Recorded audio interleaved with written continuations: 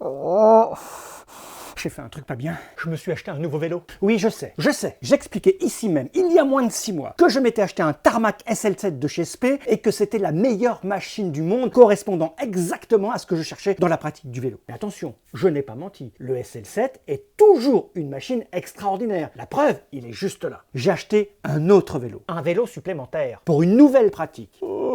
Pour ma défense, je n'ai pas acheté un vélo, mais deux. Un vélo pour moi, forcément, et un pour ma femelle, pour que nous puissions faire de la bicyclette ensemble, en même temps. Moi j'ai 56 ans, ça fait une dizaine d'années que je pratique le vélo sur la route, à fond les manettes, la tête dans le guidon. Elle a 57 ans, et même si elle a pratiqué un petit peu de VTT, très léger il y a plus de 30 ans, l'idée de l'amener sur la route avec moi, à plus de 40 km/h, prendre des relais face au vent, bah c'était moyen.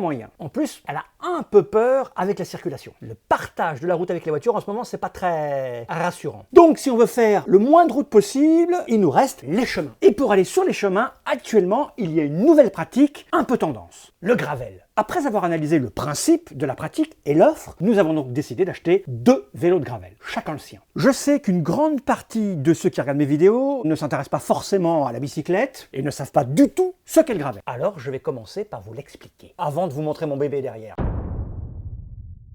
Le gravel, c'est un nouveau truc très tendance. Enfin, un nouveau truc. À notre époque, la nouveauté, c'est un truc qui est difficile à évaluer. Il y a des domaines où passer 2 semaines, c'est déjà un vieux truc. Et puis, il y a des pratiques qui paraissent nouvelles alors que pas du tout. C'est pratiqué depuis un bon moment par des initiés. Et puis, quand ces choses deviennent à la mode, que tout le monde fait « Waouh, c'est génial ce truc nouveau !» Bah, les initiés font pas. Ça existe depuis un sacré bout de temps déjà.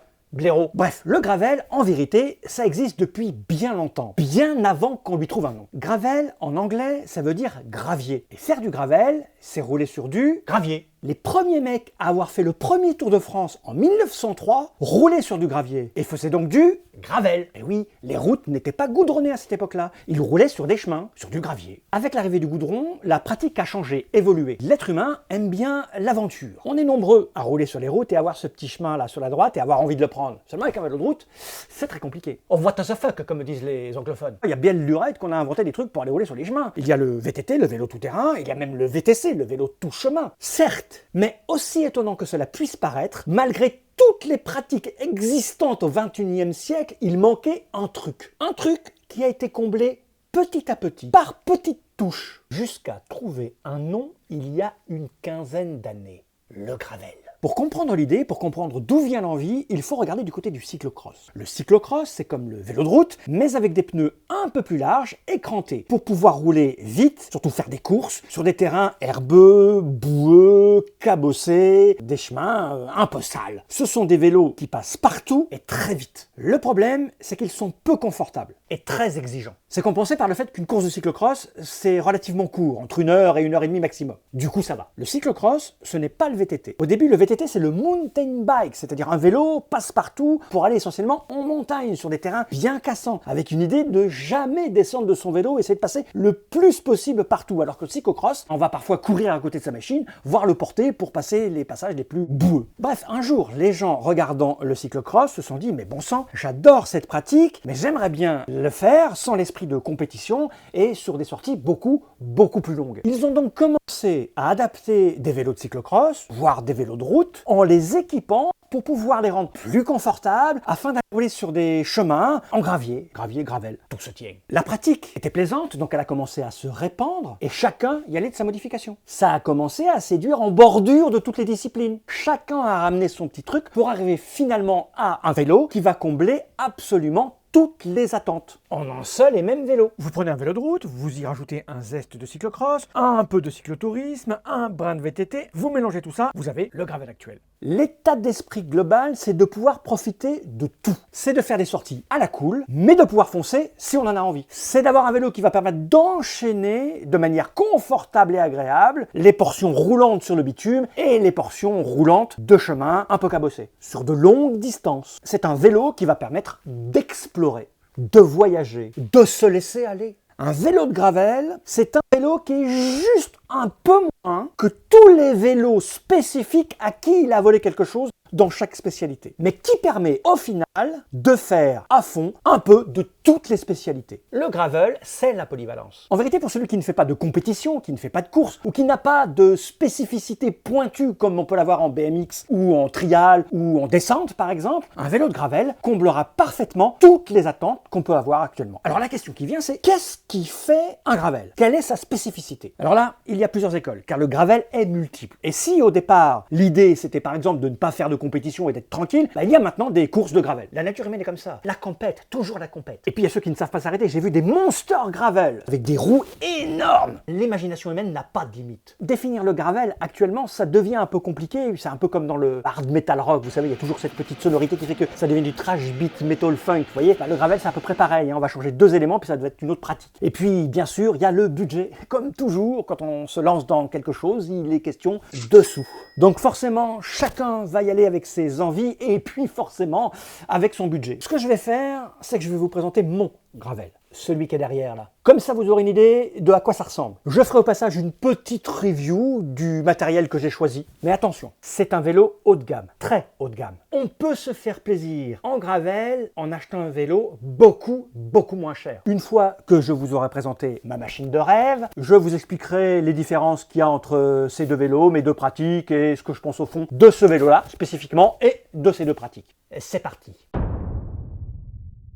Tadam! Et voilà ma nouvelle machine, elle est belle. C'est un Specialized. Je suis fidèle à la marque, parce que j'en suis content. Et puis mon vélo 6, que j'apprécie beaucoup, est représentant officiel de la marque dans la région centre. Ce qui fait qu'ils ont un beau catalogue. Et puis j'aime bien l'équipe qui bosse là-bas. Ils sont efficaces, et ils sont pas loin de chez moi. Et puis je crois qu'ils m'aiment bien aussi. Donc plein de paramètres qui me font choisir Spé. Je précise, pour que ce soit clair, cette vidéo n'est pas sponsorisée. Il n'y a aucun partenariat avec qui que ce soit. Ces vélos, je les ai achetés avec mes sous. Même si j'ai eu droit à un petit geste commercial. Mais ça, tout le monde y a droit. Si tant est que vous êtes sympathique, souriant, que vous parlez bien à votre commerçant. Ce modèle, c'est le Diverge. Ok, allez-y. Diverge, la vanne sexuelle. En fait, ça se dit Diverge. En anglais, diverge, c'est diverger. Donc chez Spé, le diverge, c'est le modèle gravel, modèle aventure. Dans leur catalogue, c'est classé dans route et non pas dans VTT. Il y en a pour tous les prix. Perso, j'ai pris le modèle S-Works, c'est-à-dire ce qui est de mieux. C'est un vélo qui coûte cher, mais je le redis, mes choix n'ont rien à voir avec une quelconque compétence ou niveau que je peux avoir. Là, il est question de pur plaisir. J'ai le budget, je me fais plaisir. Vous pouvez vous faire plaisir avec des modèles plus bas dans la gamme. Ça marche pareil. Enfin,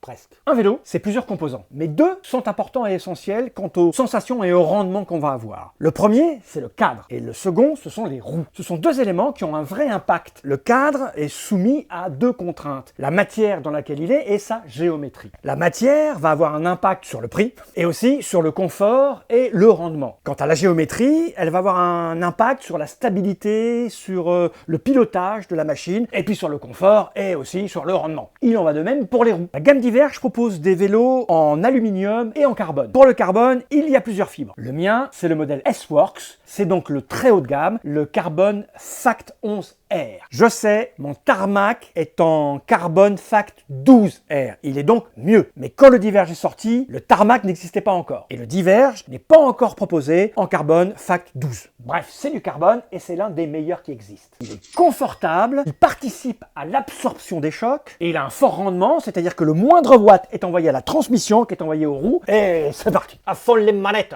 Au niveau des détails intéressants, ce modèle propose dans la direction une suspension. C'est la FutureShock 2.0. C'est une petite suspension qui propose un petit débattement de 2 cm qui peut se bloquer et se débloquer directement depuis le poste de pilotage. On le bloque quand on est sur la route et qu'on ne veut pas que ça pompe, et on le débloque quand on est sur des terrains cabossés pour absorber les chocs. Ça participe au confort. Puisque j'en suis sur le cintre, il est lui aussi en carbone, avec une guidoline double ou triple épaisseur. C'est un truc vraiment confort. Ça m'a fait bizarre quand je suis remonté sur le tarmac il y a peu. J'avais l'impression d'avoir un cintre sur lequel il n'y avait plus rien. Le cintre est drop flare, c'est-à-dire qu'il est évasé. Il est plus court au niveau de la longueur ici, et puis il part de manière évasée comme ça. Ça se voit beaucoup mieux de face. Ça permet un pilotage plus fin, plus stable. On perd en aérodynamisme, mais on gagne en confort et en sécurité. Sur ce modèle, sous le porte-bidon, ici, il y a une petite trappe secrète qui fait qu'on retire le porte-bidon et à l'intérieur, on peut cacher du matériel. On a une petite sacoche planqué dans le cadre, dans lequel on peut mettre des choses. Alors il y a deux petites sacoches, hein, une en bas et une en haut. Moi j'ai que celle en bas là pour le moment parce que j'ai juste mis de quoi réparer. Une fois qu'on a mis ça là-dedans, on n'a plus besoin de mettre ça dans ses poches à l'arrière. Ça ne bouge pas, c'est super stable, ça ne gêne absolument pas au pilotage. Ça se ferme super bien, l'eau ne rentre pas à l'intérieur. On peut ranger ce qu'on veut dans ces petites sacoches, n'importe quoi. Si on regarde bien la géométrie par rapport au tarmac, on voit bien qu'il est un peu plus looping, il est un peu plus empâté, la fourche n'a pas le même angle. Il est un peu sale, mais c'est parce que je suis sorti hier. Il y a un plus grand espace qui permet de mettre des roues plus larges, puisqu'on va sur des terrains un peu cabossés. L'idée ici, c'est d'être plus stable, c'est d'être mieux positionné pour mieux appréhender le chemin qui se déroule devant soi, pour voir où on met ses roues. D'ailleurs, à propos des roues, on voit bien que ce ne sont pas du tout les mêmes que sur la route et que ce ne sont pas non plus les mêmes que du VTT. J'ai dit un petit peu plus avant dans la vidéo que la paire de roues, c'était le deuxième élément fondamental dans le rendement que va avoir le vélo. Ce n'est pas pour rien qu'on trouve une paire de roues à 100 € et une paire de roues à 2500 €. Il y a forcément une différence. Les roues, ce sont les jantes et les pneus, deux éléments distincts. Ce sont les éléments qui vont être en contact avec le sol. Donc c'est très très important. Plus il y a de résistance, plus il faut fournir de watts. Et une des résistances, c'est le frottement des pneus de la roue sur la route. Donc le choix est important. Sur mon vélo, j'ai des Roval Terra CLX en 25 mm. Elles sont en carbone. Elles sont ultra légères et terriblement résistantes. Et elles ont un rendement de folie. Pour les spécialistes, je suis monté en 700. En gros, 700, c'est la taille qu'on va trouver sur les vélos de route. Et 650, c'est en gros ce qu'on trouve du côté du VTT. En perso, j'ai fait le choix des 700 parce que chez SP, le haut de gamme est en 700. Quoi qu'il en soit, ça convient parfaitement à ma pratique et à la région dans laquelle je roule essentiellement. Je rappelle que je suis en région centre. Par ici, il n'y a pas beaucoup de montées, il n'y a pas de gros single track super techniques. C'est surtout et souvent des sentiers ultra roulants. Ces jantes sont tubeless ready. Et qu'est-ce que le tubeless? Le tubeless, c'est simple, on se passe de chambre à air. En gros, le pneu est suffisamment hermétique quand il est posé sur la jante pour y mettre de l'air. On rajoute à l'intérieur du préventif, ce qui permet de réparer les micro-crevaisons. Alors quand je dis micro-crevaisons, c'est bien plus gros qu'une tête d'épingle. Là, on peut se permettre de belles petites crevaisons qui vont être rebouchées automatiquement. Le tubeless permet de mettre des pressions plus basses que dans un pneu à chambre à air, puisqu'il n'y a pas de pincement de chambre à air, donc on va normalement crever beaucoup moins. D'ailleurs, à propos de pression, je sais que cela va un peu surprendre. Ces pneus acceptent jusqu'à 5 bars de pression, ce qui est beaucoup moins que sur des vélos de route. Sur mon tarmac, je monte à peu près à 6,5-7. À titre indicatif, je pèse 67 kg tout habillé, on va dire que je suis à 70 quand je suis sur mon vélo. Là, avec ce genre de pneus, cette pratique, on peut baisser la pression. Personnellement, je suis gonflé à 4,5, ce qui est beaucoup, je le sais. Quand je suis sorti de chez mon vélociste, il m'avait mis 3,5. Je trouvais ça un peu mou, moi. C'était confortable, mais j'étais pas bien. D'autant plus que ces pneus, qui sont des Pacefinder chez SP, ce sont des pneus qui proposent une bande de roulement lisse tout autour. Une petite bande, là, elle doit faire, je sais pas, un demi-centimètre. Si je gonfle à 4,5 sur les chemins un peu roulants, il y en a beaucoup par ici, ou sur le bitume, je peux envoyer super grave. Et ça roule à fond les manettes. Alors bien évidemment, gonfler à 4,5, 4, c'est moins confortable, et puis ça rebondit à mort, tous les chocs on se les prend, mais moi je gère et j'aime ça. Bien sûr les conditions, si je vais dans les endroits un peu plus difficiles, je dégonflerai, je mettrai 3,5 comme tout le monde. Mais là j'encaisse, alors je laisse 4,5, 4. Ici, comme pour mon tarmac, je suis sur du SRAM. J'aime le fonctionnement du groupe SRAM. Le dérailleur arrière est un XX1 Eagle AXS. C'est le top du top de chez SRAM. J'ai toute la panoplie. Pour les freins, ils sont à disque et hydraulique. Et le changement de vitesse est électrique. Pour les techniciens, je suis en monoplateau. Je n'ai qu'un plateau, donc pas de dérailleur avant. C'est un 40 dedans. À l'arrière, j'ai une cassette 12 vitesses qui part de 10 et qui va jusqu'à 50. 50! Avec ça, je passe absolument partout. Pour ma pratique, c'est parfait. Avec un 42-10, on fait autour de 9 mètres à chaque tour de pédale. Si on compare avec un pédalier compact de route, c'est l'équivalent à peu près d'un 50-12. Et si on regarde du côté des coursiers, c'est l'équivalent à peu près d'un 53-13. Donc, ça roule. On n'ira pas chatouiller Sam Bennett au sprint, ça c'est sûr. Mais à 90 tours minute, avec un 42-10, on va à 50 km/h. Et faut y aller en gravel pour atteindre les 50 km/h, surtout sur le plat. Et puis pour ceux qui sont à la montagne, avec un 42-50, on fait moins de 2 mètres par coup de pédale. Autant dire qu'on arrive à grimper aux arbres. Petit détail, je sais, ça va en agacer certains, je suis accro aux données de puissance. J'ai donc fait installer un petit capteur de puissance SRAM dans le pédalier. Si à vous ça ne vous sert à rien. Sachez qu'à moi, ça me sert. Ça me permet de gérer mes efforts et de contrôler ma consommation de calories. Pour compléter la chose, j'ai des pédales automatiques VTT, des Time Attack 8 ou un truc comme ça. C'est du carbone, ça me permet de clipper mes chaussures quel que soit le sens. Le reste, c'est du menu détail. Pour la selle, c'est une body géométrique power, enfin bref, la même que j'ai sur mon tarmac. Je suis bien habitué à ce type de selle. La question qui vient souvent quand on parle de vélo avec les spécialistes, combien il pèse? Donc, avec les pédales, avec les porte-bidons et tout l'ensemble, le porte Garmin, etc., il est exactement à 8,6 kg. Ce qui en fait, dans sa catégorie, l'un des vélos les plus ultra légers qui soit. À titre de comparaison, mon tarmac est à 7,2 kg. C'est un vélo très haut de gamme, un vélo de rêve, c'est un peu la Rolls-Royce des vélos gravel. Très cher donc. Mais encore une fois, on n'est pas obligé, pour découvrir et apprécier le gravel, d'avoir ce genre de vélo. On peut très bien se faire plaisir avec des vélos beaucoup moins chers. Parce qu'avant tout, le gravel, c'est un état d'esprit. Surtout si votre truc, c'est pas la vitesse, c'est la promenade, c'est la découverte, c'est l'exploration, c'est de flâner le nez au vent. Pas besoin d'un engin de guerre comme ça. Évidemment, si j'ai acheté ce modèle-là, c'est que j'ai défini mes envies, mes besoins et mon budget. J'ai la chance d'avoir du budget, donc évidemment j'ai choisi ce qui se fait de mieux. Du coup, j'aurais du mal à trouver des problèmes. Évidemment que c'est un vélo hors du commun. Il correspond exactement à ce que je voulais. À ce niveau de gamme-là, quelle que soit la marque, si on n'est pas satisfait, c'est qu'on s'est trompé de pratique. Objectivement, dans ce vélo, tout est bon. C'est un sans faute. C'est stable, ça a du rendement, ça va vite, les relances sont absolument incroyables, il est confortable, c'est un vrai bonheur. En ce qui concerne les vitesses, moi je découvre le monoplateau, hein. C'est très pratiqué dans le VTT, j'en faisais pas, donc je découvre et c'est juste absolument génial. On n'a pas à se prendre la tête avec le dérailleur avant, aucun risque de dérailler, de casser, c'est juste parfait. En plus là, électrique, c'est d'une fluidité, l'étalonnage des vitesses est juste parfait. Alors au début, ça m'a fait un peu bizarre parce que sur le tarmac, c'est de une dent au départ, donc là ça monte de 2 en 2, puis de 3 en 3, donc c'était un peu surprenant au départ, mais je me suis fait très vite, d'autant que ceux qui me connaissent sur la route savent que je me mets rarement debout sur le vélo, je suis très rarement en danseuse. Alors que là, avec le gravel, ça correspond exactement à mes muscles, on va dire. C'est-à-dire que je suis très souvent debout dans les parties cabossées, hein, et j'envoie 500 watts, je mets 5-6 coups de pédale, et je me mets debout sur mes pédales, et hop, j'accompagne, j'ai l'impression d'être un super pilote, tac, dès que le vélo ralentit, je remets des coups de pédale, 500 watts, et je rebalance. Comme le vélo a une inertie absolument incroyable, que les roues renvoient de manière absolument incroyable, ça l'inertie, c'est les roues de 700 qui font ça, hein. Le vélo roule, tac, et je rebalance, et ça me correspond tout à fait. Quand je rentre, du coup, j'ai dépensé plus de calories. Quand je fais 100 km avec mon gravel, je dépense 2 fois plus de calories que 100 km avec mon tarmac, parce que je suis toujours en relance, toujours envoyé, je suis là,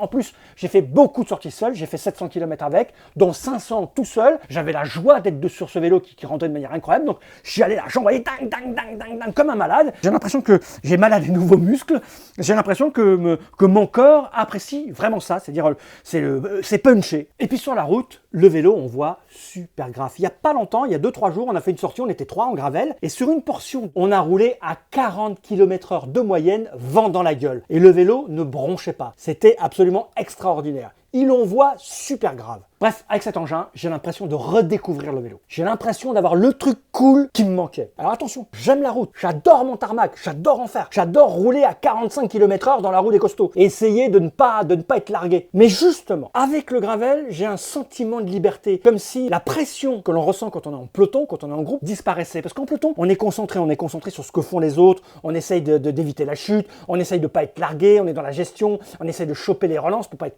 Si jamais on craque à 50 km de chez soi, on va rentrer tout seul, c'est pénible. Là, avec le gravel, il n'y a plus cette pression, il y a que du bonheur. On sait qu'on va aller comme des couillons dans les petits chemins, tac, pendant 2, 3, 4 km, pendant 5-10 minutes, on va être à fond, et puis on va se relever, on va respirer, on va s'arrêter, on va papoter, on va se marrer. Bref, il y a un petit quelque chose en plus, la liberté. J'ai vraiment un sentiment de liberté. Alors c'est peut-être l'effet confinement, l'effet d'être coincé chez soi qui fait que là, d'aller dans la forêt, il n'y a pas de voiture, on n'a pas la pression des automobilistes qui s'énervent contre vous, on n'est pas là à avoir peur de se faire redoubler. Alors, bien sûr, on prend la route de temps en temps, mais c'est dans une moindre mesure. On est essentiellement sur des parcours un peu cabossés, sur des petits chemins, surtout ici, dans la Beauce et la Sologne, on a de grandes traversées à travers la forêt, c'est juste magnifique. On est serein, on est au calme. Bref, c'est super. Et surtout, ce vélo est équipé de plein de points pour accrocher des sacoches, pour faire du bikepacking. Alors le bikepacking, c'est une autre pratique. Le gravel vient aussi du bikepacking, c'est-à-dire de longs trajets avec des sacoches dans lesquelles on va mettre